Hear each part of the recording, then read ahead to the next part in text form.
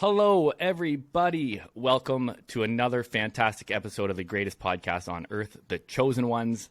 I have a fantastic guest today by the name of David Bidler, who is the founder of Physiology First.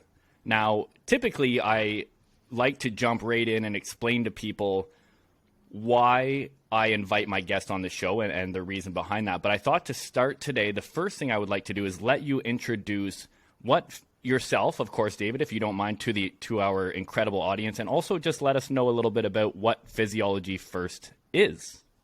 Well, Joseph, I could not be more honored to be connecting with you. I'm so grateful for the opportunity to share what we're up to at Physiology First. So on the macro level, Physiology First is a new approach to looking at mental health, a new approach to talking about mental health, a new approach to having a clearer, more up-to-date conversation on what mental health means in the 21st century. That's the big picture. On an actionable level, things that we can do right now, all of us, it's a new approach to learning. What would it be like to learn about our physiology, the way that our body functions, the way that our brain functions first, and use that as a foundation for trying to understand a really complex and fast-moving world? And then at the actual structural level, it's a nonprofit organization based in Freeport, Maine, that's working to scale brain and body-based learning and 21st century skills to students, to parents, and to the larger community that's supporting these next generation of leaders who are going to be heading out into the chaos and are going to need every tool in the toolbox to really kick some butt and build an inspired version of the future that they're really psyched to live into.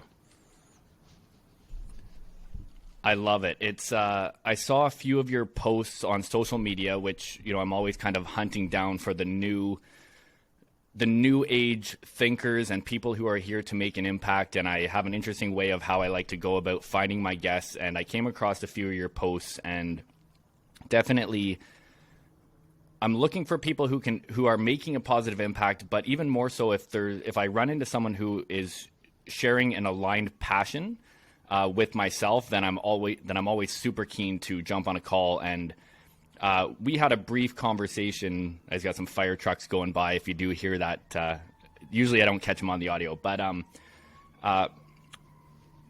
when I came across what you were doing, I feel like you and I are on very similar paths in the sense of what we're passionate about and who we're trying to help and how we're trying to make an impact. And the whole idea around the conversation of mental health itself. And we had a great chat yesterday just introducing ourselves, and we could have ripped probably for all day the way that we were going yesterday. And I thought, you know what, let's put that on hold for now. Let's have the conversation today and share it with everyone. But I almost just want to pick up on what we were talking about yesterday about definitely what we're doing at Physiology First and Physiology First University, and this incredible movement that you're creating that helps bring awareness to ourselves as human beings and also the conversation around mental health. And for me, the one thing that really stuck out to me about you, and I mentioned this to you yesterday about why I wanted to speak to you, is you're one of the few people that I've noticed on platforms who are comfortable with having the conversation around mental health. And there's this weird thing that everyone knows that we need to be talking about mental health and having this extremely important conversation, especially today. Yet as soon as someone opens their mouth to talk about it, they're scowled at and people are yelling at them and, you need to be put in your place with who do you think you are to be having this conversation. And you brought up something very, I lost you on the video there. I still have you on my end, Joseph. Oh, do you? Okay. Yep. Oh, interesting. Got you here. Okay. Perfect. So, there was, something very interesting. Shoot, I forgot my train of thought here. Yes, about the idea of how the people who should be talking about mental health, whether they be psychologists or psychiatrists or these people with these titles, but there's something important about us as human beings having the conversation, especially from a perspective of not having a vested interest in any outcome whatsoever. And that is really just to say, first of all, that I really appreciate that you're using your voice to have such an important conversation. And just really wanted to dive deeper into this conversation around mental health, whether it be specifically for youth or just us as individuals. And I'm curious to ask you, why is this conversation so important to you? Or why is this movement, and why is Physiology First, why is this whole thing so important for you to be leading? Well, on the one hand, I lived through a lot of the process of looking at my own mental health examined through these archetypes that even as a young person with no background in physiology, seemed really, really limited. They seemed limited in inquiry and in scope, and some of the critical questions that you think someone would ask having any conversation about the state of the mind, that there'd be questions about the state of the body that were interjected as primary, points for making a clear analysis on someone's psychological profile that were never asked. And I remember that being really odd. It seemed like a missing pieces of a puzzle.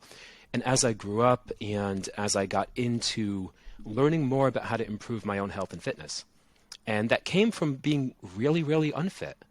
That came from, living a life where I've been on the other side of what physiological disruption, terrible sleep, a devastatingly destructive lifestyle when I was really young, and knowing what state of mind that produces, and then having the good fortune to meet mentors, to meet people who sort of took me under their wing, and to meet people who sort of forced me to level up. And at a critical crossroads in my life where things could have gone in either direction, to get around people who were asking better questions about what potential meant.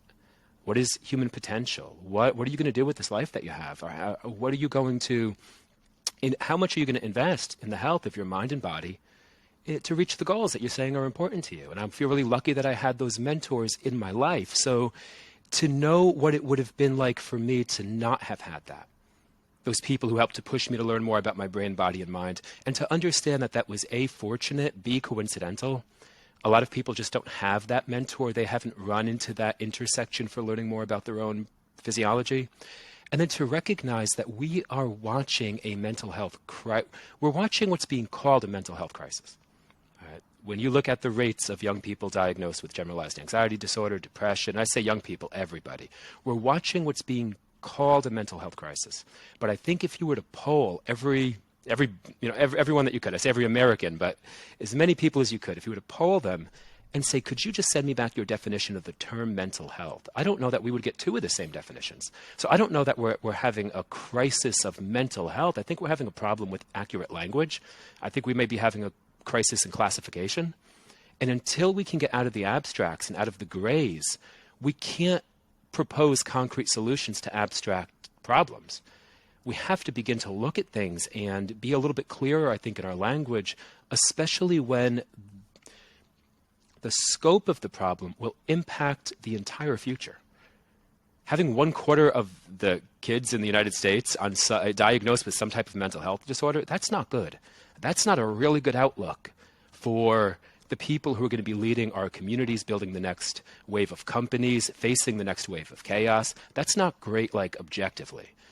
And so if we can, A, have a clearer, more up-to-date conversation with objectivity embedded into it, to the point that you mentioned, when there is a sunk cost, people, Maslow said if you only have a hammer, you view every problem as a nail, right? Well, when that hammer costs $300,000, because you have a PhD in a particular area of study, you're going to apply that $300,000 hammer to everything. We now have the ability to parse data and research in psychology, in neurophysiology, in all of these aspects of looking at the human being. And we can access them, and we can do that collectively together with no vested interest in a specific outcome. So the goal behind Physiology First is to A, put the information in an accessible place for young people, and B, remind them that they have the right to learn more about their brain, body, and mind, and that we can do that together with support and with, again, objectivity at the foundation. Man, there's so many side roads there that I want to peel off onto and just dive into. Everything you're saying just connects with me on such a level. I just agree with so deeply with everything you're saying. And one of the things that I've been doing as a coach on my journey is, one of the things that I've learned in my life is that I don't feel there's any, and this goes to agree with what you're saying about the $300,000 hammer, is that I don't believe there's any one tool that can solve every problem or even the same problem over and over again. And from my experience, one of my goals has been to arm my toolkit with as many different tools as possible. And that, excuse me, becoming a licensed NLP practitioner, studying CBT,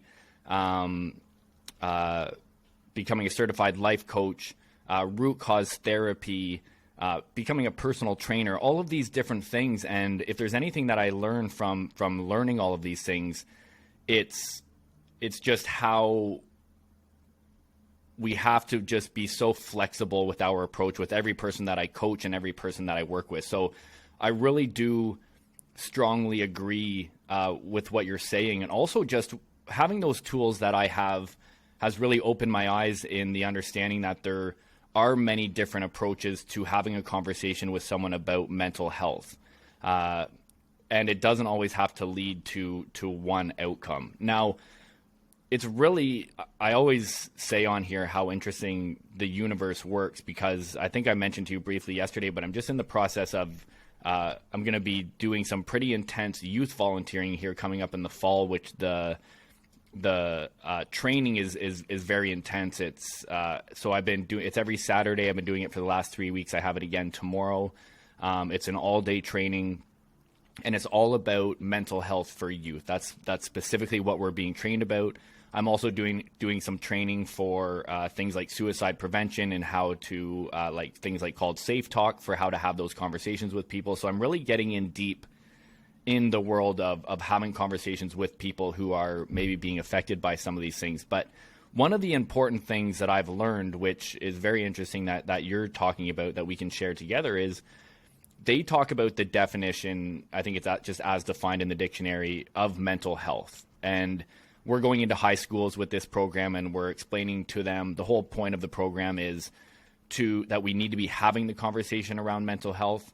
And one of the parts is we define what mental health is. And I can even say, based on the definition, they asked all of the volunteers and the trainers, what do you think mental health is? And just like you said, we all had a different answer. And even when they told us the actual definition of it, I was kind of like, well, it's so hard to put something like that in a box. So I totally agree with what you're saying about mental health.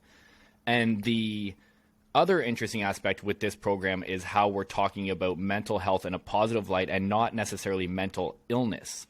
And those are two very different conversations. And I always put out the disclaimer if we're talking about things like depression, and especially if it comes to things like medication. And, I never recommend someone to not take medication. I understand that's not my field, but I'm also not going to have the conversation around it, because we need to be talking about these things, and they're so important for us to be talking about. And I love how I'm doing this youth program training and they're sharing that same thing. So it really gives me the confidence to talk about them, because like you, and I can tell from some of your posts, I talk about these things freely, and you do get people reaching out to you saying, why are you talking about this? Like, and just the strangest feedback when the goal is to help people and have the conversation, and,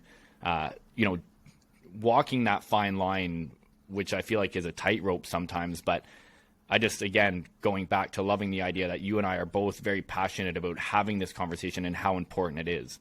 I'd like to ask you, actually, before I ask you that, I just want to touch a little bit more on physiology first, which is a question I'm curious about, because with me, all of my coaching programs, everything's to me, especially coming from an NLP background, is mindset focused. And there's people out there who call themselves mindset coaches. I think mindset is absolutely everything. It's hard to be a mindset coach because mindset is literally everything, and especially with NLP and how to shift perspective. But when I coach people, it always comes down to mindset. But a lot of times what I do is I implement a physical practice into the start of our coaching programs, which is whether we maybe start a new routine or create some new rituals, which are walking or exercising and movement. So I really believe in the idea of connecting with our body to help our mind, because the idea is we can't think our way out of a problem with the same tool that got us into the problem. So I'm all about helping people to shift their state and shift their perspective, whether that means just simply getting up early and going for a walk and getting some fresh air to help us start thinking differently and seeing a different perspective. And I just think that part of mental health, I think physical health is such an important part of that. And you talked a little bit about that, but is that incorporated in what you do with Physiology First? Is there an aspect of that where a lot of it is about movement as well and exercise, or is it mostly just about the conversation and the tools about mental fitness?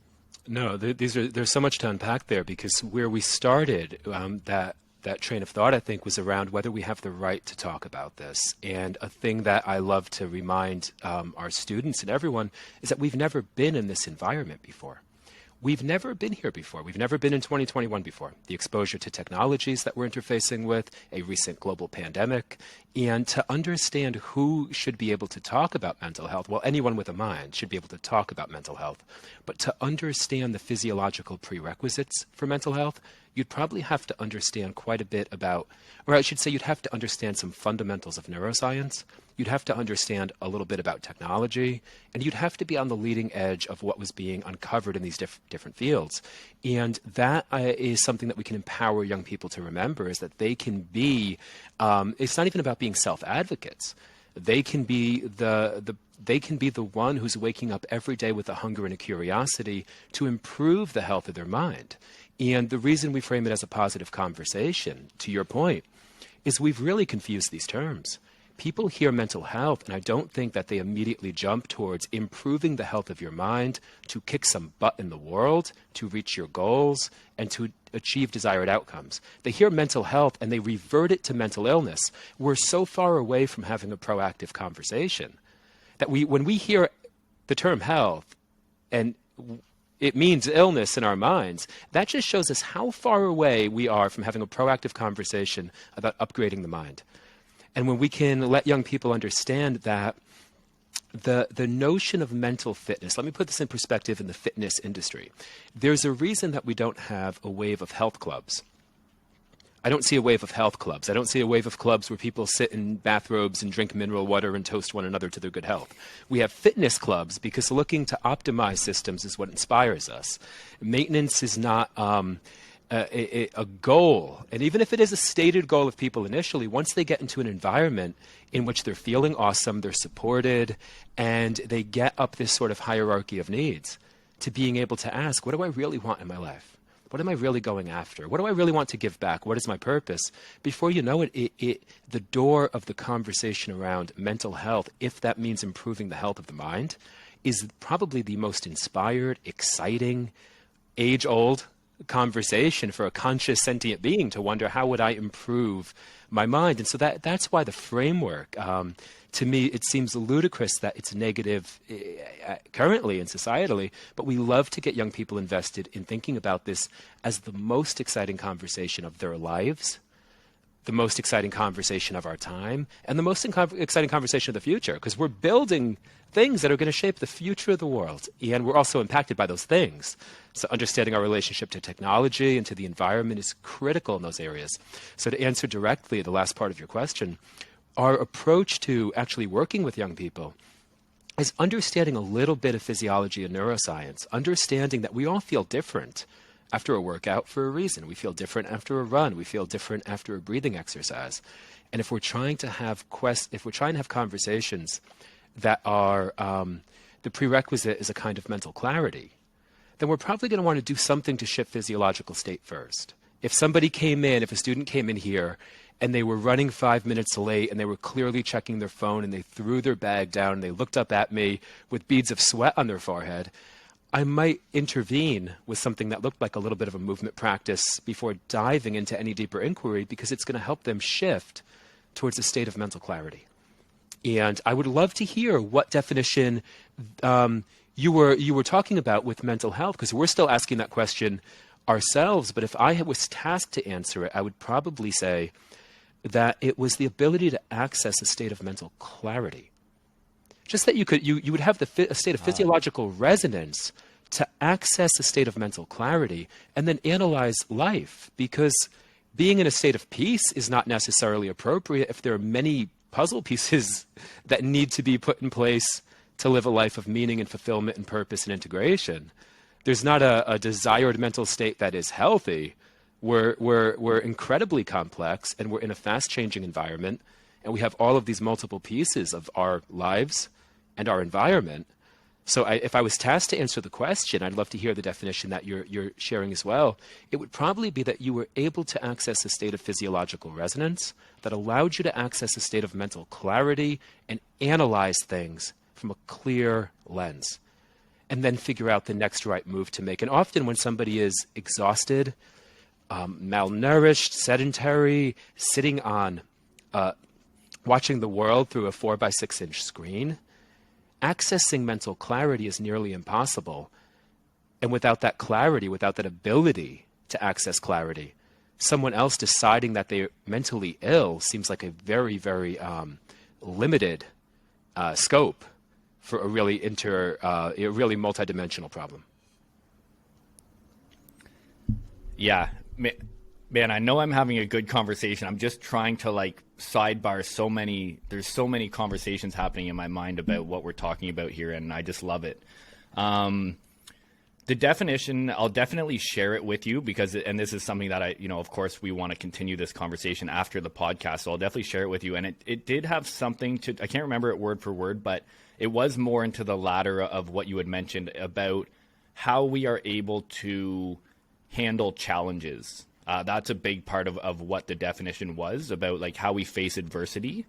But it was, I agree with everything that you said, and same with me. I think mental health could be as simple as just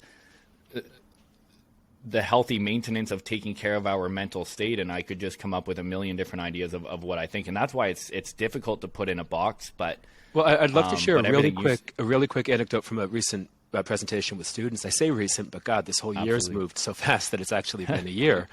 But, we asked this question often, and we were presenting at a local high school, and we said, who here thinks that, stress and anxiety are big problems, either here in the school or globally?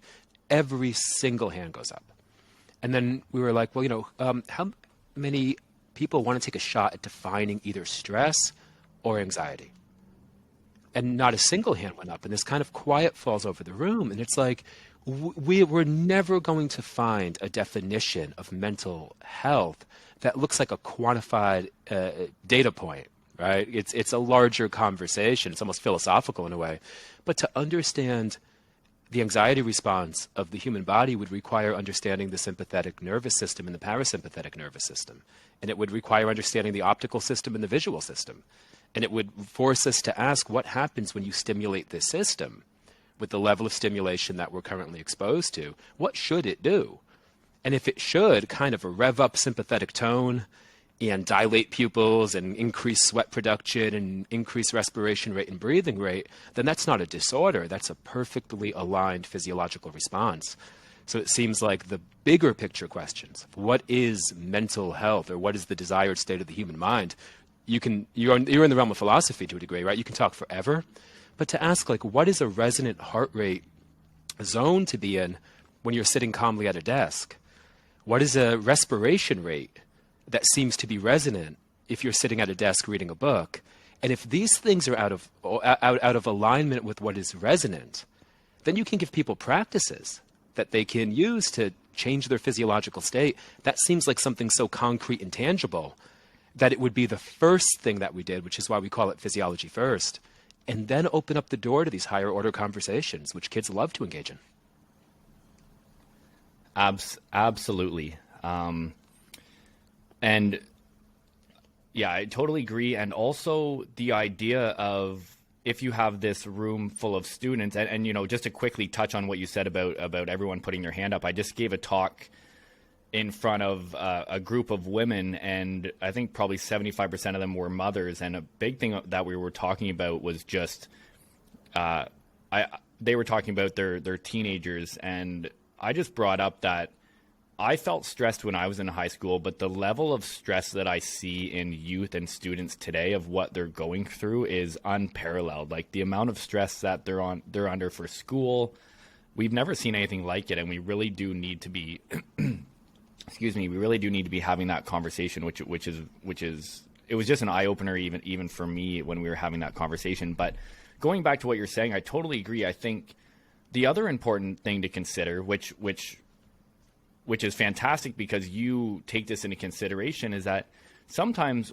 while there might be some similarities in some of these things like anxiety, depression, and how we feel stress in the body. If you have 10 people in a row and they all deal with anxiety, if you ask them what they're going through, you might get 10. It's very likely you get 10 different answers.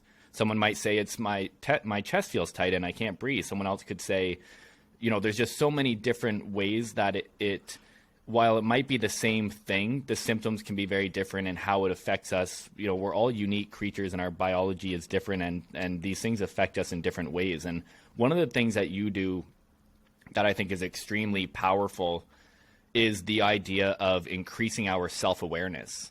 So we can have these, and I want to get into this conversation. I want to get into the hard conversation here for a little bit because you're someone who I feel like we can actually rip on this and just have a good talk about. But this idea of anxiety or stress or depression or these things, and I've worked in some large groups of people who deal with depression, and I've had this conversation with many people, so it's not just coming from my thoughts and my own personal experiences dealing with depression and anxiety and all these things as well.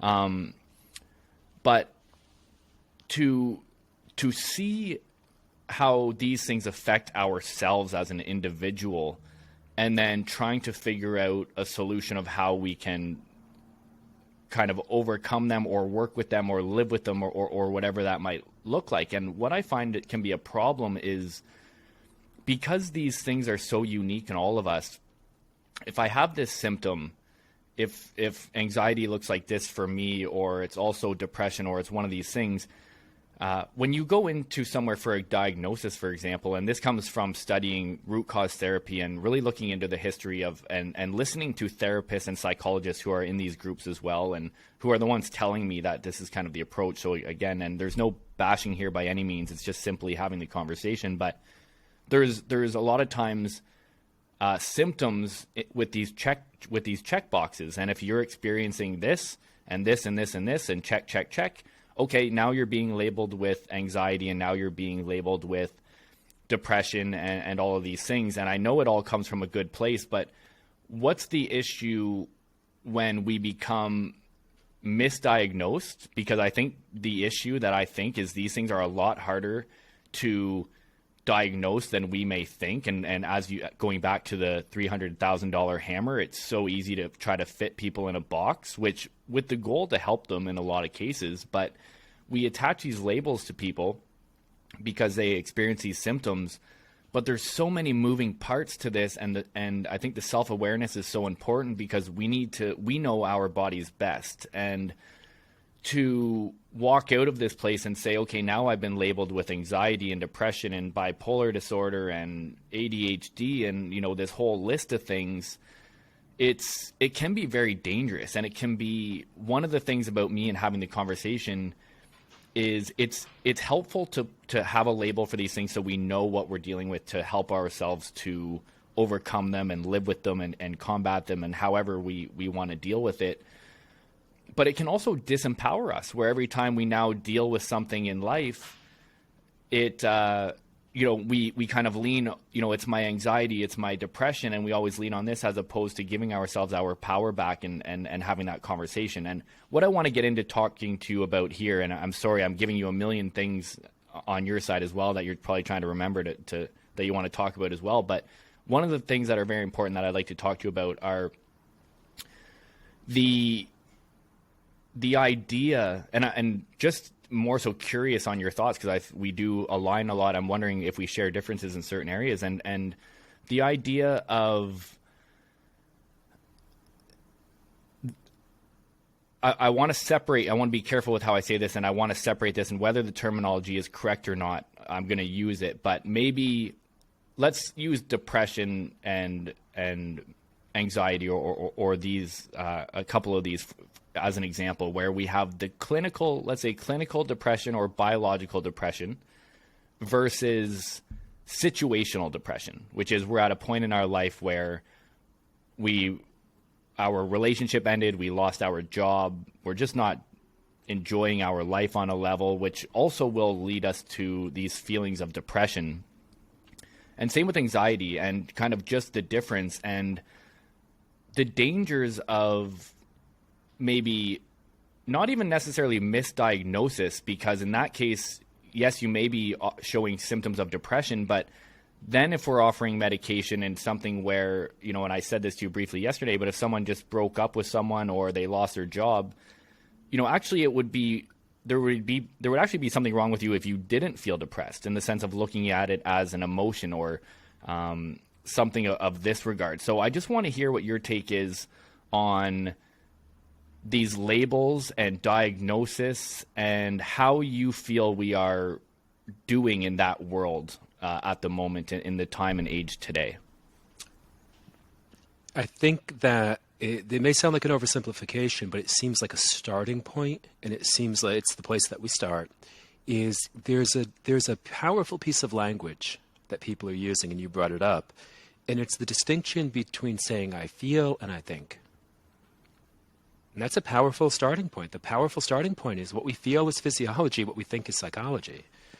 And when someone says I feel, well, they're expressing what they're feeling physiologically, a bodily response. And when they say I think, they're thinking about something. And to be able to at least separate these two things out, because right now we've mashed them in a blender societally. And when someone says I feel like short of breath and my chest is tight, and someone says, well, what's going on at home? They're asking the wrong next question. Because the person's telling you what their body is doing.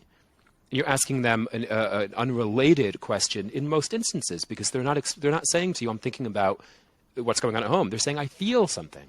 And if we can at least separate out feeling and thinking, then we can understand whether the primary box that we can deal with in that instance is physiological or psychological. Right now, we don't have a field called stress physiologist, at least not that I know of in terms of a thing that people can access, right? What would be a component piece to clinical psychology? Well, stress physiology. And where that lives right now is at the high end of the human performance and training world. And so I think when people ask, or when people say, well, what right do you have to talk about these bodily responses? Well, we're measuring heart rate variability. We're measuring oxygen and carbon dioxide exchange. In some cases, we're measuring things like pupil dilation, skin temperature changes. We're studying the human body in this incredibly in-depth way with wearable technologies, with medical technologies. One of our partners, an incredible neuroscientist in Brooklyn by the name of Dr. Jose Herrero, he works in epileptic neurosurgery. And he's working with epileptics in a field of neurosurgery where you can actually put intracranial implants on the human brain, and you can't do that in other realms. And we can measure neuronal oscillations in relation to breathing patterns. So in that instance, you're actually looking at the human brain and the way that breathing drives brain function. Without that insight, it would be very, very difficult to have any in-depth conversation on physiological state. Now, psychology, this is why it's important to put sort of a line between these two things, because we call the organization Physiology First because it's a lot easier to measure someone's heart rate than their thoughts. It's a lot easier to measure and quantify respiration rate than it is someone's perspective on their place in the world and larger society. You know, so I think that these are some of the critical things that need to be discussed, and we now have the tools to do them more individually. We have rings and watches and things that tell us about our sleep quality and our the time spent in different stages of sleep. We're able to look more into the human body than we ever have.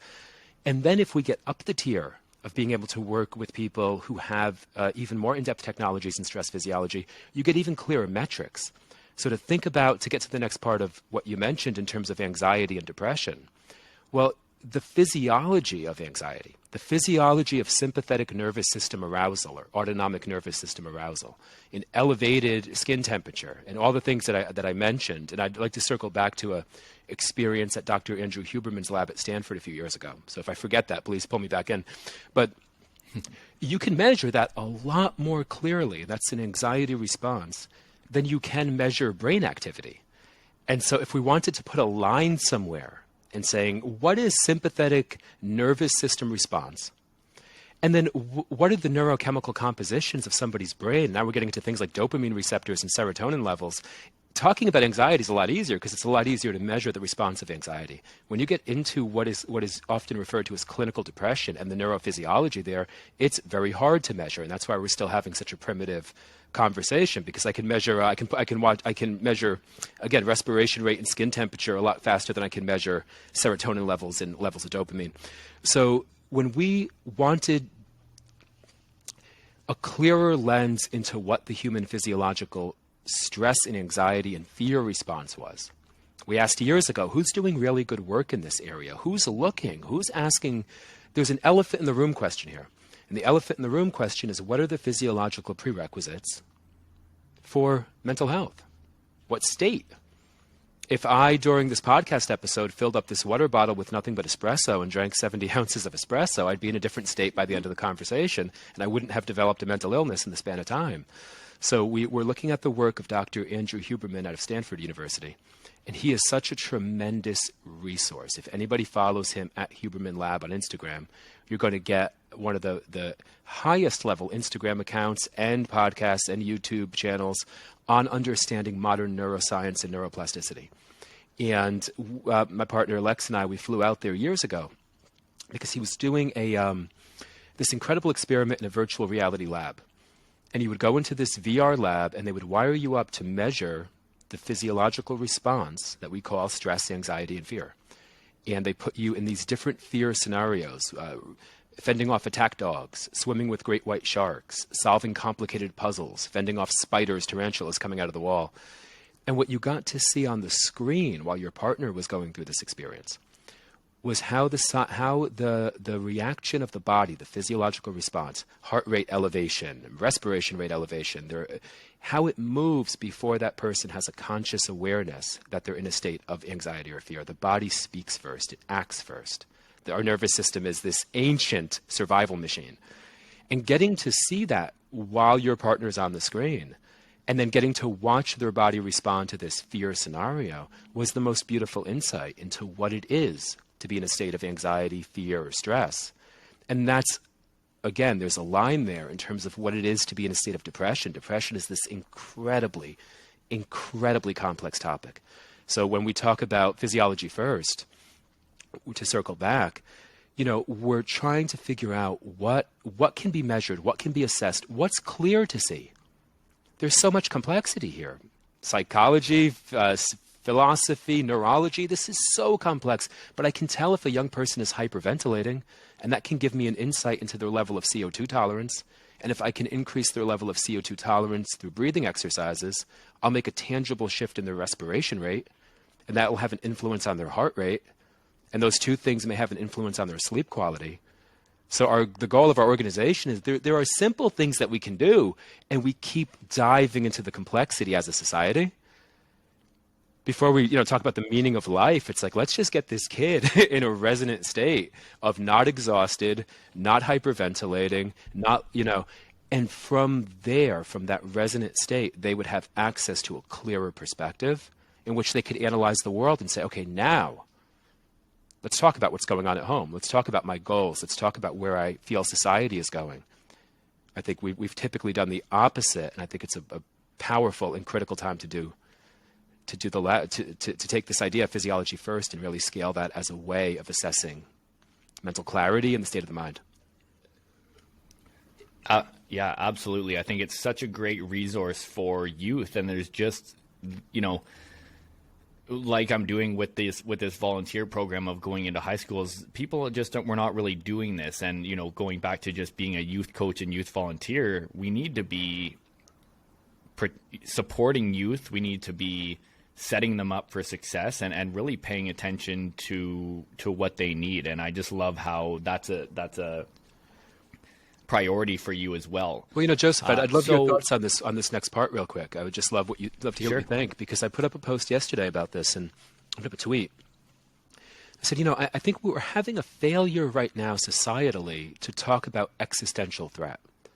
And you'd want to do that. You'd want to say, is this an existential threat? Is this the kind of thing where if it perpetuates generationally and we see a decline in physical and mental health that's generational, that each time that you pass on that sort of lineage, that the next generation is less prepared to support the next generation, which is less prepared to support the next, and that would be a very, very scary spiral to fall into.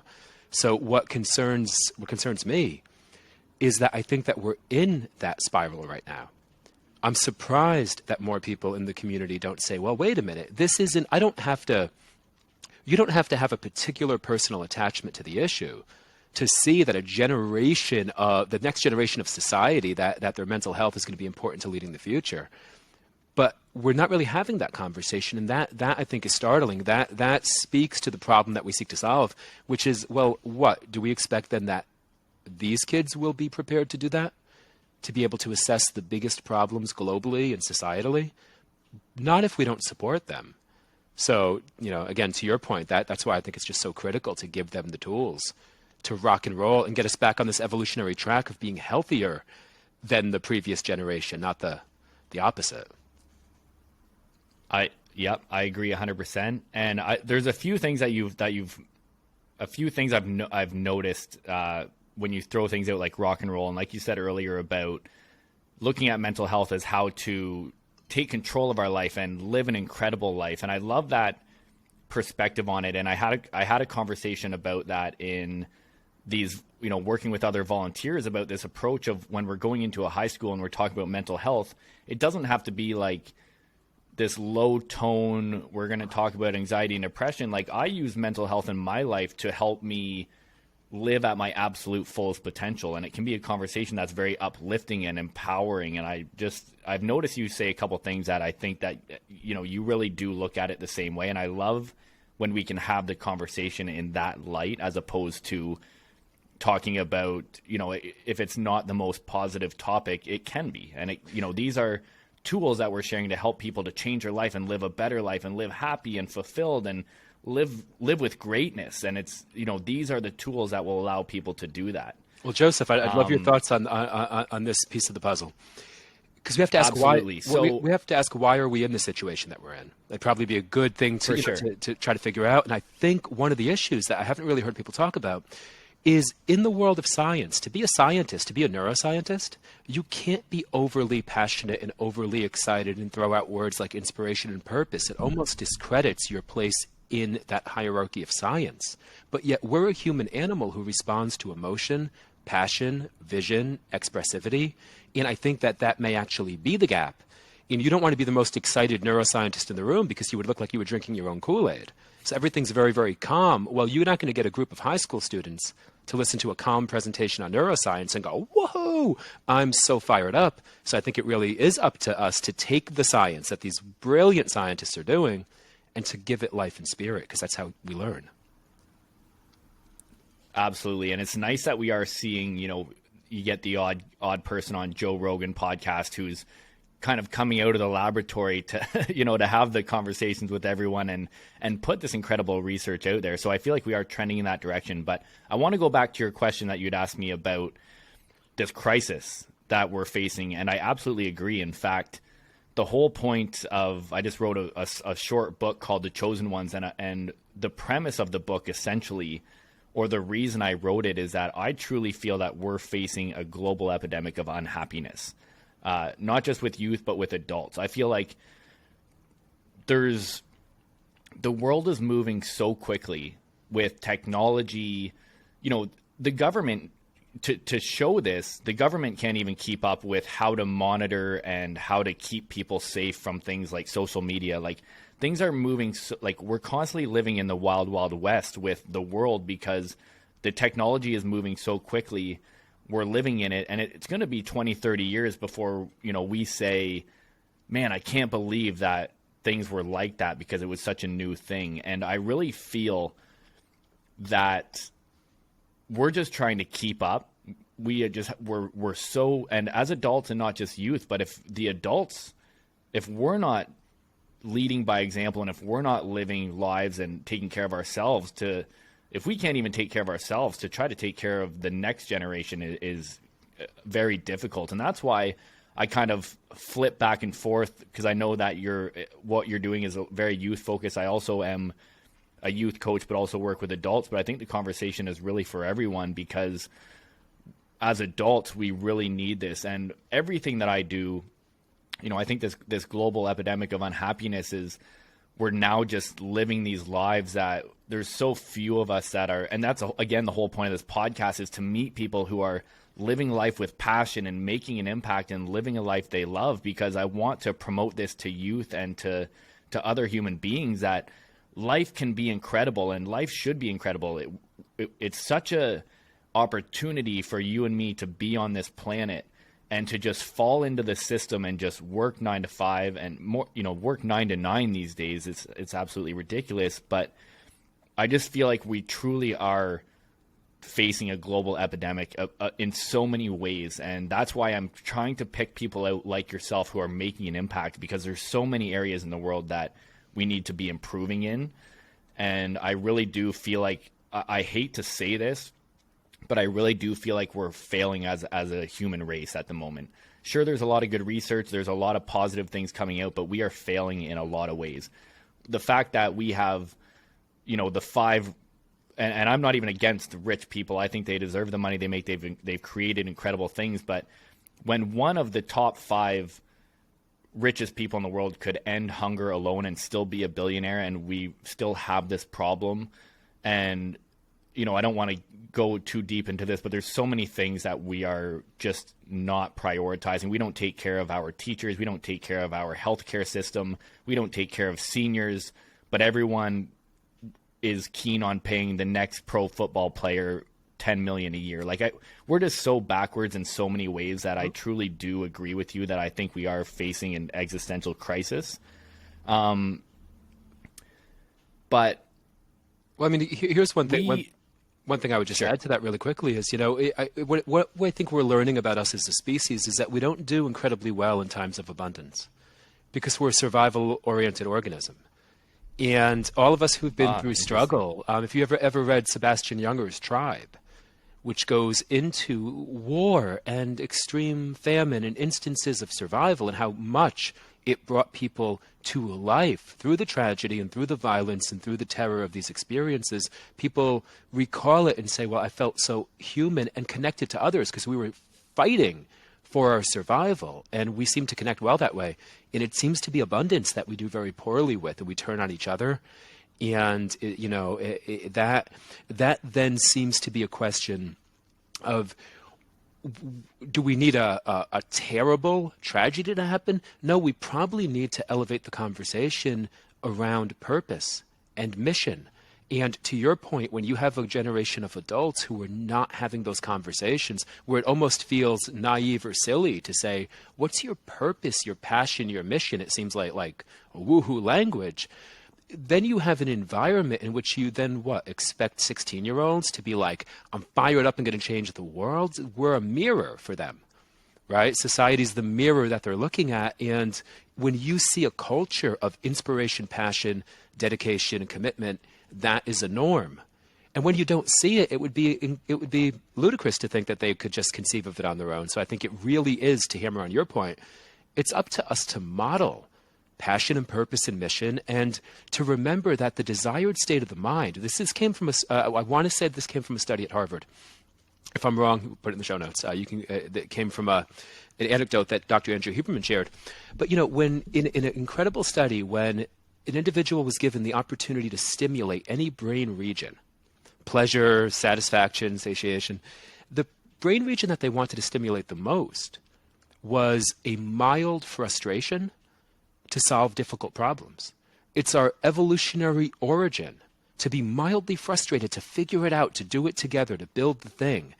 And so the idea that we should feel in a constant state of peace or relaxation is antithetical to our evolutionary origin. And if we could look at it that way and say, well, all of us, we damn near better have a difficult problem that we're working to solve, because that's what purpose is, and that's the origin of purpose. That can help remind young people that if they feel a little agitated to figure out a world that feels a little more optimistic and better, and they have things that they don't feel are right, that's a normal, desired state of the human mind. The opposite would be complete boredom, nihilism, and what we sort of have now in a culture of abundance without a ton of gratitude and appreciation and connection. 100%. I agree. And I think we have our priorities wrong in a lot of cases. I think the idea of the social conditioning of we should be rich and make a lot of money and be successful, and that's what's going to make you happy, and that's what you should strive for. And I talk about that in the book, in my own personal story of becoming financially successful in my own terms, and hitting rock bottom at the same time, where I said, wait a minute, I've never even cared about money or success. Why am I even chasing these things? And as soon as I shift my focus into helping others and serving others and making an impact, it created this level of happiness and fulfillment that I could never get. And that's what I really want to do with youth and with adults. It was I'm so lucky to have that realization. And, some of the worst things, that happen to us are the greatest. And a lot of it is just me wanting to share that realization with other people of what is it to you as an individual that drives you and makes you happy and makes you fulfilled. And you don't have to be a doctor. Like, what do you want to do? Like, what makes you, like, the whole concept of how can you live life with passion and live life on fire, and bring us back to that idea to connect that. And that's really where my drive is with youth and working with adults and coaching in that world. But a part of getting to that level is also how are we dealing with the issues in our life? Because like you said, not everything's perfect. Every human being is dealing with things that we need to figure out. And I think we need to be having this conversation, and we need to be putting this on the forefront to help the next generations to see what's going on. And we also need to be compassionate about, we've never experienced like this when we were young. They're going through things that are brand new to all of us. So it's not necessarily our fault that we don't know how to solve these things either, but we do need to be making it a priority that we're supporting youth and ending this existential crisis however we can in our own ways. Well, Joseph, to share, I'd love to share two of the best pieces of advice I've ever gotten, because they're directly in line with what you're talking about. One came from a mentor, a critical mentor in my life by the name of Adam Robinson. And he said, whenever you're focused on yourself, you're feeling, yourself feeling depressed. I want to use the word depressed lightly. You know what I mean? I want to say that you're feeling a sense of self-reflection. Your focus is on yourself and you're feeling down. I want to talk about it that way. We're not talking about clinical depression here. That your focus is on the wrong thing. Turn your focus towards your mission, the task at hand, the thing that you're working on in your life, or turn it to others. And that was the critical advice. That's what made it the best advice, is that what you can do if you're feeling down and you can't turn your focus towards your mission, you can write a friend and let them know how much you appreciate that friendship. You can send the email that you've been meaning to send. You can call a family member and say, I know I haven't called often lately. I'm thinking about you. You can send somebody a bouquet of flowers. That's reciprocal connection. And that's often what we're lacking, is we forget that sometimes doing for someone is what we needed to do. And sometimes getting back on our mission is what we needed to do. But when we don't have either of those things, when we're not working towards something or giving back in some way, it seems to be where we fall into this existential sort of dead space. And then the other piece of advice is from a brilliant mentor and friend by the name of Christopher Delafave. And we partnered with him and the Hoboken, New Jersey Public School District to share our program. But he had this brilliant line. He said, wherever you find empathy, you'll find innovation. And that really inspired me, because when we walk around with our fingers pointed at the world and say, well, that sucks and that could be improved and you should, we're going to find dissonance. But when we ask, well, why are things like that and what haven't we tried? And I can see that everybody's struggling to build a connected future. People don't want to be disconnected. People don't want the world to be in a state of bad. People want the world to be good. Most people that I meet, and they want to be connected to other humans, and they want to feel awesome, and they want to do awesome things. But that's not what's happening. So to empathize with that and say, well, that current of pain and disconnection and social disconnection is real, and it's powerful. Why is it like that? And let's try some new things to connect people, innovative projects like your project pop up. And that is because empathy was the source, not criticism, not nihilism, but empathy and a desire for connection, a desire for innovation, and a belief that the world could be better tomorrow than it is today. Absolutely. And and even going back to, we should be helping others and making an impact. If there's people who are working and doing, raising a family and paying their bills, we are all just doing the best we can with what we got. And it's even to show empathy in that we're all dealing with stuff. But a big part of it is just agreeing so deeply with what you said about, it's almost like this idea of serving others. It really is selfish in a way, because it makes you feel a lot better about yourself. It's a win-win. You're helping the world, but it takes that, if we're always thinking me, my life is tough and this is hard, we're going to live in a negative state. But as soon as we shift that direction outwards to helping others, it just changes the game immediately. And if you look at why Homo sapiens is here and Neanderthals are not, right? If you look at why there were 9 species of humans to 300,000 years ago and we're down to 1, it's because we collaborate really well. We're cooperative. We actually, when you're outside and you watch the lengths to which people will go to help each other, that's one of the most beautiful things in the world. Somebody will rush to open a door. Somebody will drop something out of their car and they'll chase them down. We really do like to be useful and to help each other, and that seems really beautiful. And I think as the more that we remember that's a beautiful capacity that we have, that it's how we got here evolutionarily, and it's how we're going to stay on this evolutionary track and not fall off of it. It's because we collaborate and connect. 100%. Totally agree. And it's a great segue into me wanting to continue this conversation with you off camera about how we can continue to make this impact with working with youth. I know you're a busy guy. I want to make sure we get this in before we wrap up, but I'll put it in the show notes as well, but how can people get in touch with you? How can we learn more about Physiology First? How can we help you in your movement? Give us all that good stuff. So we just built out Physiology First University, and it is, in the most simplistic level, it's a learning platform. People can go there, they can access courses, they can access an athletics department with mental and physical training programs, a resource library with podcasts, with books, with videos, and they can access an online social lounge to have conversations like this. But beyond it just being a learning platform, the goal is that people can take the curriculum and set up these pop-up campuses all over the globe, and people are doing that. So they're not just showing videos, they're bringing the information to life in their communities. We're constantly building new resources on the online platform, and we're opening our first physical location in about a week and a half. So this will be a place where local students can come, hang out, learn about the brain and the body, and 21st century skills like understanding technology, and we can streamline the workshops here onto the platform. So the way that people can get involved is joining Physiology First University, jumping into that project with us, using it, experiencing it, seeing what it's all about, and then if they wanted to, actually running that into the community as ambassadors, so that mental health education is happening in more communities in a positive, proactive, and empowering way than ever before. So physiologyfirst.org is where they can find the university. And the more members, the more power that we have to move the conversation forward. Absolutely love it, man. And that'll all be in the show notes for everyone as well. This is such an incredible conversation to have. We could go on all day. I absolutely know it. I'll definitely be inviting you back on here, hopefully, as things continue to take off and we see this movement, and this conversation is much needed, and I'm always happy to share a platform with it. You're an incredible human being. I respect and appreciate everything you're doing for the next generation. I just want to say thank you on that note, and I appreciate your time.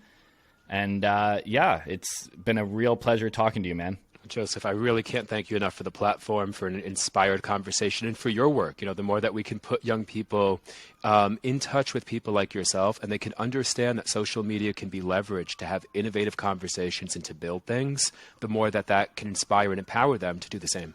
So thank you so much for the opportunity to chat and connect and share. My pleasure, man. And on that note, thank you everybody for tuning in, and we'll talk to you next week. Peace.